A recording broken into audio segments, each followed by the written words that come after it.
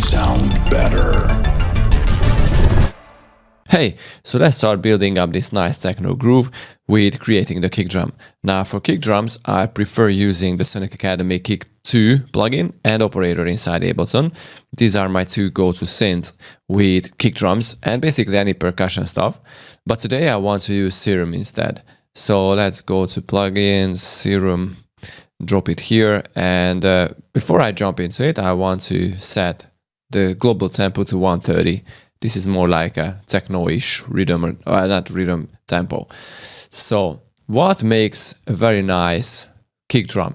First of all, a kick drum is built up using, well, a sort of a sine wave or something close to a sine wave, and with a very, very fast and drastic pitch drop on it.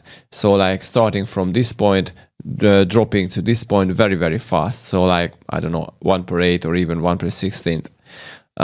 Now we are going to follow this method by using an analog and SD BD sign. Yeah, analog BD sign. And the reason behind that is, as you can see, it contains several weird sine waves, basically, which is very good because, you know, a real kick drum always contains some more harmonics than a simple sine wave.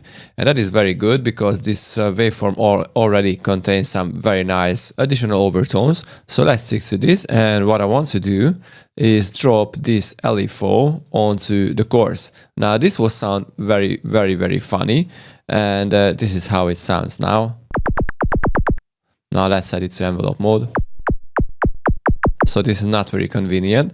What I want to do is modulate it a little, like let's pull it back to 1/8. And actually, I just want to set the main bass range like to this. But before we go forward, I forgot to tell you that I like to disable pitch tracking when I make kick drums. And that is very good because wherever you click on the keyboard, it will always sound the same, so you won't be able to mess up with the notes. So, for example, accidentally you click on F8 or F2, you know, it will always sound the same and you won't forget like what's the root note of your kick drum. So this is very handy, I would say. But for that I need to pull it up to 2 octaves. And let's see. Now the core is fine, but let's separate the kick drum to two parts basically.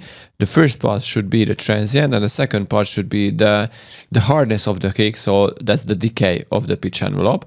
So I would like to set this section for the transient basically, and this section to the hardness or the decay. So this is how I call it.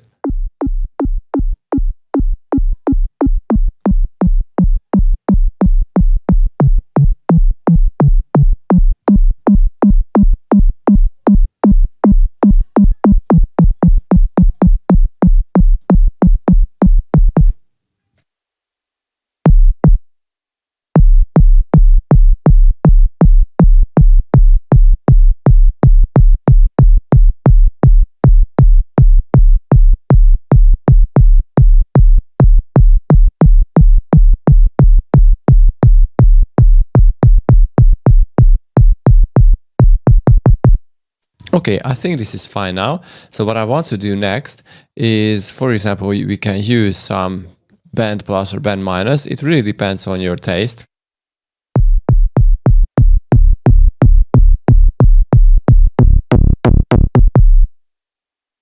But maybe just add a very few amount, like 10%.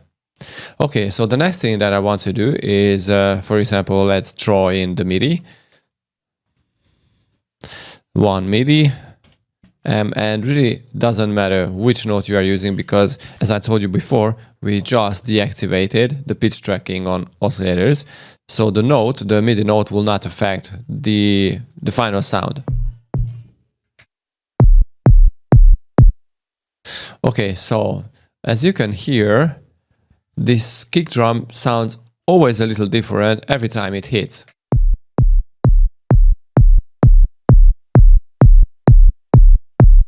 So it is not very good, and this is because we set the random on the phase to, well, full throttle, so it's 100%. I would say pull it back, and what it means, the phase, the starting point of the phase will not like go back and forth all the time.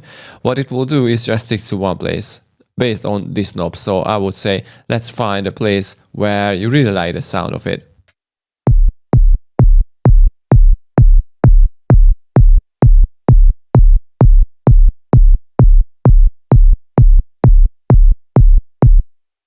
For me, it is this place at 156. So I would stick to this, and let's go to the effects now. Okay, let's choose a compressor. Let's click on multi-band mode, and I would say pull up the lows a little to about 150.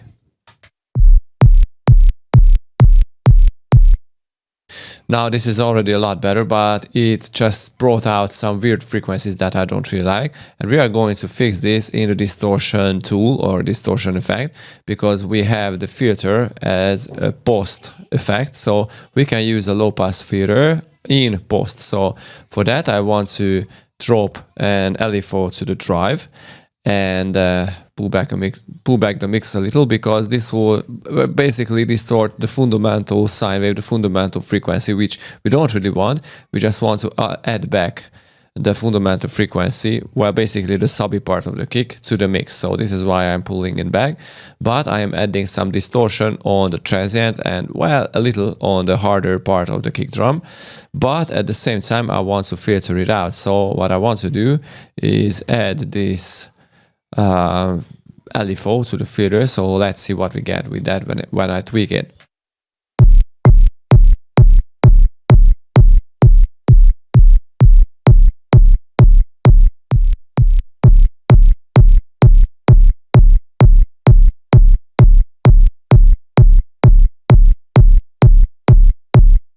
Okay, this is not what I was looking for, so I'm going to need a filter to do the same.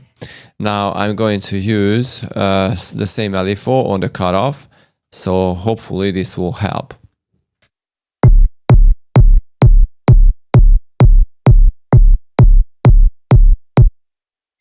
Okay, perfect. Now let's modify the envelope to make the kick a little shorter.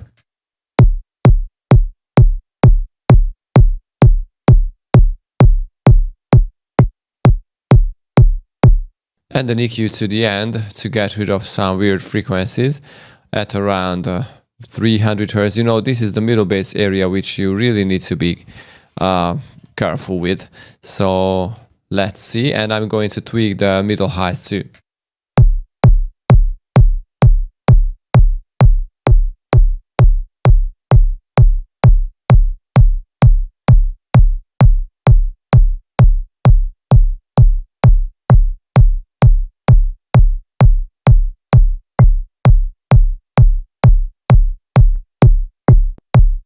Yeah, when I A-B it, it sounds a lot better.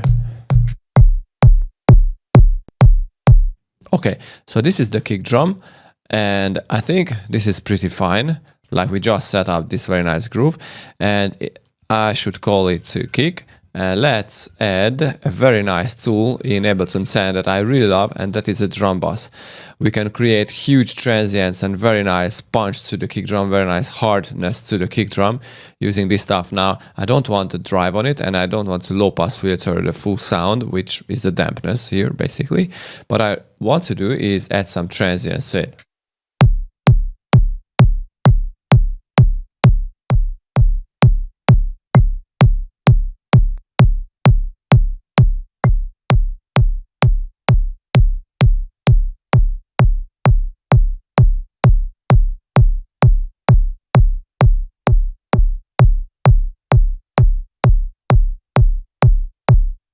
Okay, and one more thing, a saturator to the end to preserve the transients basically.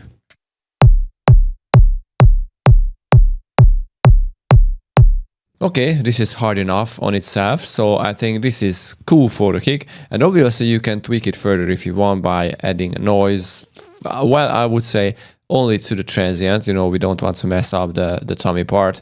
And there are several things you can do here, but for this kick drum, I mean for this techno groove, I think this is fine. And in the next video, we're going forward, building up the groove with the tops, with the hi-hats.